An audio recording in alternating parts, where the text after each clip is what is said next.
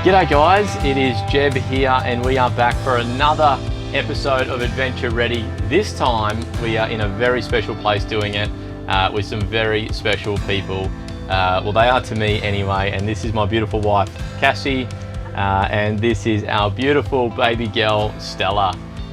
Stella is just about 4 months old now and she has had quite the adventure in her first 4 months, and I thought why don't we jump on here and do a little video whilst we're away in our caravan. We've just spent the last 4 weeks in our van. We are on our way back to Adelaide now, back to reality as some would call it, although we have had an absolute ball. We left a month ago and went from Adelaide across to Sydney. From Sydney we went up to Noosa, back down to Sydney, and then back across where we're currently in a place called Wagga, heading back across the New South Wales, about to hit the beautiful Hay Plains. But I thought I would set the camera up and give you guys another little episode of Adventure Ready. But this time we're going to be talking around newborn babies. We're going to be talking about mum life. And we're going to be talking all things when it comes to caravanning and camping with little ones, more targeted especially to newborn babies. So welcome Cass, first edition of Adventure Ready. Thank you very much, and Stella too. You're welcome to be here, Stella. Yeah. So let's just talk to what it's like. A bit of drool there. There's been plenty of drool. There has been plenty of drool. Let's talk a little bit to what it's been like travelling, obviously, with Stella on the road. She was born 27th of November. Yep, she was. And we were in a van on the 20th of December, weren't we, for our trip away for Christmas? Absolutely. We had her first caravanning trip. We got that ticked off very early. So Stella was, her 4th week, so 4 weeks old. It was in the van at Renmark over Christmas. So we had just over 2 weeks then in the van. Obviously a little bit nervous as to how we were going to be. My first time as obviously a newborn mum, and then our first time in a van together. But she was a little angel, honestly, so good. So that gave us the confidence to, I guess, do the month-long trip that we've just had. So when you think about 3 weeks old, obviously first time mum, really trying to get used to obviously everything and obviously inside your own body as well, and what's going on post-birth. For you, what was the biggest challenge? That's a really good question. To be honest, I think there was just so much going on. Obviously, like you said, first time mum, you are going through your postpartum period as well. So there's a lot happening in your body, but it was a good chance for us just to get away as a family. We did go with some close friends, so we travelled with them. But they Come here, girlfriend. Go to daddy. Sick of mummy. Come here, girlfriend. We went with some close friends, but they were really accommodating because obviously we were feeding sort of every 2 hours. There was a lot of stuff that I had to get used to on the road and in the van over that period of time. But with a supportive group that we were travelling with, along with just trying to find our feet, we did really well. And I think, to be honest, just getting it done early, like getting it ticked off early, was a great confidence booster, because I was like, oh, we can do this. Like, it's not, thinking about it when I was pregnant doing this big trip, I was thinking, how is that going to happen? How am I going to get, the feeds done with the travel? How am I going to get her down for her naps? I'm going to be putting her out of routine. Is that a good thing? Is that a bad thing? But honestly, I feel like flexibility has been huge. Oh, my little baby's not very happy. She's a little bit over it now. You're a little bit camera shy. You're not going to be. Are you going to be like Daddy? You're going to jump on camera? We've had the highs and the lows. So Stella had her first giggle in the van did, last week, she? which was honestly the most heartwarming, beautiful thing. To hear her giggle and have her do that in the van was so magic. And Daddy got to be there for it. So the first giggle we actually captured on camera, and Dad was there, so we were stoked about that. But the highs and the lows, we're actually just cutting our first tooth now as well, so that's what all this grizzle and all this dribble is about today. But it's real, it's reality, and we wanted to bring it exactly as it is. Yeah, are you talking? I wanted to turn the camera off. Tom can put 20 minutes later into the video.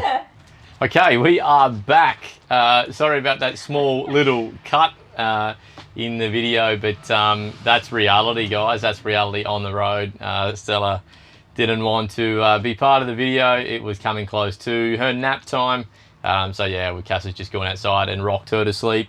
And now she is snoozing, and it is so cute. But we're back, and I have Stella's mum here again, who was just talking us through, obviously, the challenges with a newborn baby, and I guess the fears in around what that is like to take a 3-week-old newborn baby and spend 2 weeks in a van. And then come back and just get back into some routine inside of our own home, and then jump in the van again and go for another month. So let's talk a little bit more to that, Cass. Obviously, you've absolutely, from my lens, you've flown through and you've made it look like an absolute breeze, but I'm sure it hasn't been.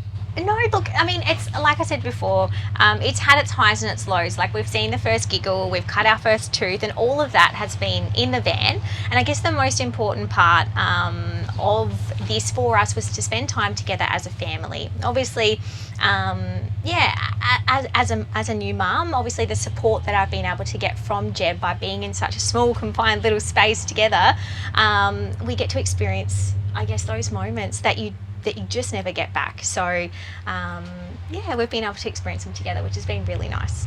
Yeah. I guess from my perspective, it's something that, I've got I'm very fortunate. I've got a lot of guys around me. A lot of those guys are dads, and I've got inside of, I guess, my network of people, I've got people that have, I've got children that are newborns. I've got, mates that have got children that are, 3, 4 and 5. And then I've also got mates that have got adult children and are even grandparents themselves. And there is just one common theme whenever you're sitting having a coffee and just having a life chat. It is that everybody wishes that they took the moment, and everybody wishes they spent more time, when their kids were little. And everyone says to me, what's the cliche line? They grow up all too fast. So I think from my perspective, as a new dad, it was really important that it's, I've got all these businesses on the go, and I've got responsibilities and employees and so much happening. It'd be so easy for me to obviously, go through, take a couple of weeks off, help out with the birthing experience, and then jump straight back into, busy, life as it is. But it was, that's been a challenge for me personally, as well as being able to take a step back, and trust the team that we've got, inside of the companies to be able to do it. So I can, give back and be the best version I can, not only as a husband, but also as a father. And don't worry, it's been challenging. You're cruising along that highway. Cass is, she's in the back seat trying to quieten Stella down, and she's saying, we just need to pull over, Jeb, we just need to pull over. And I'm in 5 lanes of traffic on the M1 towing a 20-foot caravan, like, where in the bloody hell are we pulling over? We just can't pull over. And so you just, you've got an upset baby, you've got an upset wife, and what do? You're trying to keep the stress levels under control as you're going, and just try and manage it the best you can. But that's exactly what you do. You take, like you said, you take the highs with the lows, and that being there for that first giggle for me as a father, that was bloody priceless. That was priceless. Many firsts to come, absolutely, and hopefully we get to experience them, together. So I guess from we've kind of, we don't have a baby that is running around yet. We don't have a baby that is crawling yet, and we know that's going to bring a whole new set of, lessons, challenges, but also a whole nother level of fun out there exploring, obviously when Stella does get moving from a crawling perspective, but then also a walking perspective. But, I guess talk more to, what you're looking forward to, and talk more to, I guess, what you would do if you had your time again. Now looking back in not only just the caravan, but also what we've done and where we've been. Potentially we can pass some guidance and some advice on to, to someone out there that's potentially going through the same thought patterns at the moment. Yeah, absolutely. Look, I would say, like I said before, ticking it off early and getting it done. I mean, there was some fear that come up. We did it. We worked out what worked and didn't work. And I think if I start with the van and our biggest lessons, I actually didn't want a bunk van to start with. I said I didn't want Stella to be too far away from me in the van. Obviously at home, she sleeps right next to us in her little like bassinet cot type setup, and she's right there. So I said to Jeb, I just prefer her at the end of the bed. So we were going to create this dinette into a little bassinet area for Stella to be in, but we sort of found that to be not that it was challenging to put up and down every day, but it was actually easier. We bought Stella like an outdoor cot that we could put her in with the mosquito net over the top. So if we were cooking a barbecue or having dinner outside, I didn't have to worry about her with mosquitoes. We actually ended up using that. We brought it in every night, and it sat just in this little alleyway between the dinette and the kitchen perfectly, which did serve a great purpose while she was so little, and I could just sort of sneak out of bed, grab her for feeds and things like that and put her back in. But next van, I definitely want a bunk van. I think a bunk van, even though obviously only one baby, I thought we'd be okay with this area here, but even just storage I found a little bit challenging with, like, you know, toys and just the extra things that you have to bring being a mum, even just like her bath and stuff like that. So there was definitely a lot more on the to pack list, and I think bunks next time round, and then I'll just put like nice containers, you know, labelled up with, you know, toys or clothes and things like that just along the top of the bunk. I think would be one of my lessons learned, was don't underestimate how much gear you need to bring. And I think doing it again, having her in the bunk wouldn't have actually been that far away. I mean, you still are in the caravan. I think I was more worried that I wouldn't be able to hear her and things like that, but it's honestly not that far away. I would have got one of those little bunk nets that you can sort of zip them into just to make sure she didn't roll out or anything like that, and it would have been more than comfortable. So that was definitely a lesson learned in the caravan. And I think a lesson learned along the road is the M1 is very straight, and when you've got a baby who is, like Jeb said before, when you've got a baby who's wanting to stop, they pretty much want to stop and have a feed as soon as they wake up, and they let you know about it. So I think, because to turn off from that highway, it was about kind of 20 minutes, I'd say 20, sometimes 30 minutes, sometimes more, to actually get down into the towns from that highway. So yeah, that would be just, I would try and time things a little bit better now, knowing that it takes a bit to get off that highway. I think I thought we'd be stopping in lots of little towns along the way and it would be all fine, but yeah, the route that we took to get to Sydney and then to Noosa was very straight, which was good for towing, good for the van, but yeah, when you need to stop it, it made it a bit challenging. So it'd just be mapping out where we're stopping and what the day actually looks like before we leave. We found leaving early in the morning worked best, because that's when Stella slept best. So we would sort of pack as much up the night before as we could, besides, you know, power and water if we were staying in a caravan park. And then in the morning it was just quick showers. We tried to keep Stella as quiet as we could, or quiet in the van, and kept her asleep, and we just transitioned her into the car seat. You know, sometimes 5 a.m. we were sort of up and leaving, 5, 6 a.m. Caravan parks don't like you, your neighbours don't like you, but Stella's number one, so... That's it. We had to apologise the night before for our early takeoffs, but, you know, everyone seemed okay with it. But yeah, it's just what we had to do to make things work for us, and I found that worked. And yeah, if we tried to do a long leg in the day, it was, like as Cassie was saying, if we can be on the road, you know, somewhere around getting up at kind of, and hitting the road somewhere between kind of 5 and 6 a.m, and then getting most of that trip done nice and early. You know, she would have a feed just before we leave in the car, and then at the moment she's about 3 hourly feeds. She did kind of push out towards the back end of the trip to kind of 4 hourly, but that gets us 300 k's down the road. So if we're trying to do a 500 or 600k day, you know, in our experience, it has been a quick trip, and you know, aside from obviously the baby conversation, which is what we're doing this on now, for me, we only spent multiple nights in one place once. Yeah, true. So Lennox was the only place we stayed at for multiple nights. Yes. So when you think back over the entire time we've been gone, apart from obviously the wedding and the conference, we were literally 4 nights in Lennox, and Ballina was what? On the way up, that was 2 nights. That was okay, but every other night was a night, and there's too much setting up. There's too much to do, especially with the little one, to just have one night. So that would be my key takeaway, would be to make sure you plan it out and you can have 2 to 3 nights minimum everywhere you want to go. Yes.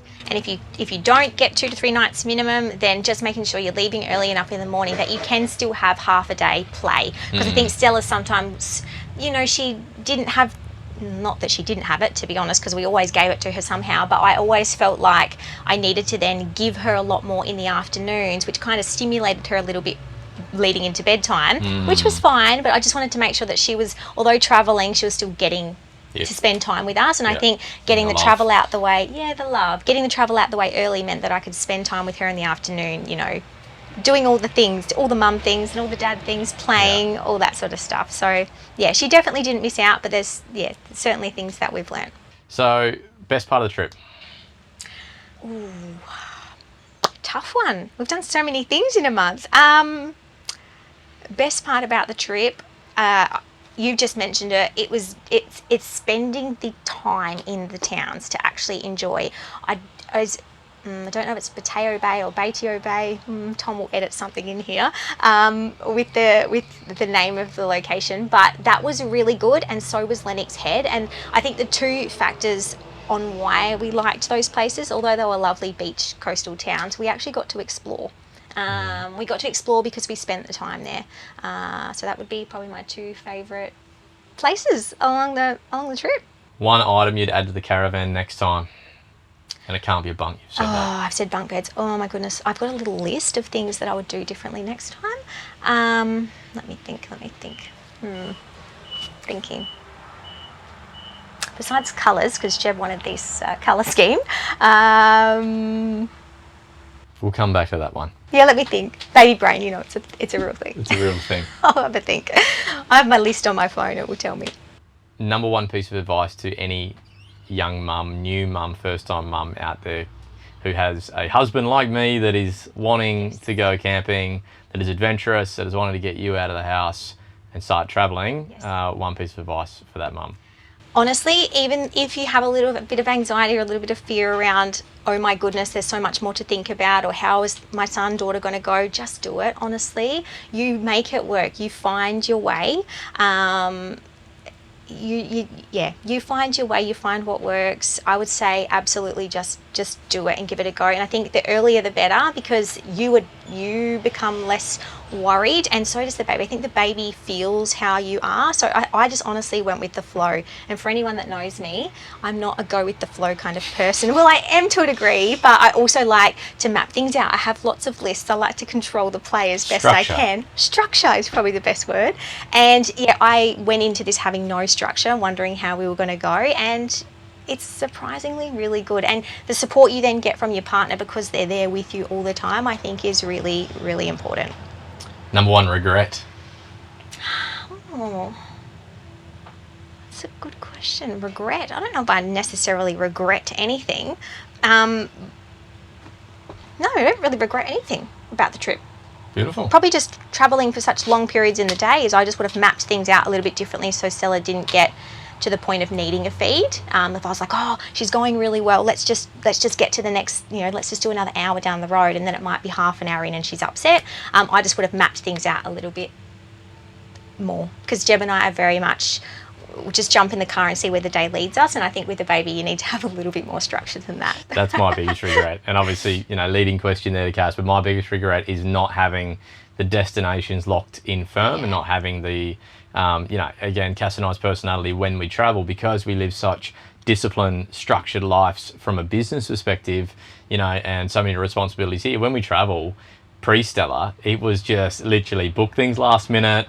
We would book our flights. Literally go with the flow, and nothing matters, and we can just literally, let the wind take us where the wind wants to take us. And if we didn't like that town, we'd move on to the next, or if something didn't feel right, we would just go, and we would, really go with the flow when we were on a break, because it was a complete opposite to what we did on a day-to-day basis in our working lives.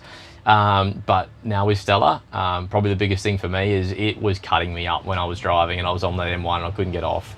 And Stella was done. And I'm trying to shake a rattle, calm a baby, look on my phone at Google on what's around, what caravan parks are ringing around caravan me. parks, because again, and that was the other thing as well, caravan parks are chockers at the minute. Yeah, it was really so hard booking to in advance was, I just, looked at the Google Maps, there's 10 caravan parks within 100 kilometres, surely we'll get into one of them. Sometimes we didn't. Yeah, and it wasn't a long weekend, it wasn't school holiday, so it was really interesting. Yeah. Really great for our industry to know that these caravan parks are absolutely chock-a-block. Yeah. During the week, it wasn't even a weekend, it was nothing special, but they really were chock-a-block down that whole East Coast. That's a good point. Yes. So for me, it was definitely that. Make sure we got a bit of a plan in advance. Make sure we know exactly where we're going. Even fuel stops. A couple of times it was a bit hairy there. Or, it was, we thought we'd be okay. We fuel, but just making sure you're fueling up well and truly in advance as well. Number one item I would add into a caravan, I know I'm letting Cassie still think about it, so I'm going to steal her thunder, is a washing machine. Oh, a washing machine, 100%. You need a washing machine. Do not let your husband talk you into not needing one, because you definitely do. You definitely do. One thing I'm very good at doing in my life is putting my hand up and saying I was wrong. I actually love being wrong. It's something that I really thrive on, is learning and continually always taking the lessons. And I'll put my hand up and say I was wrong.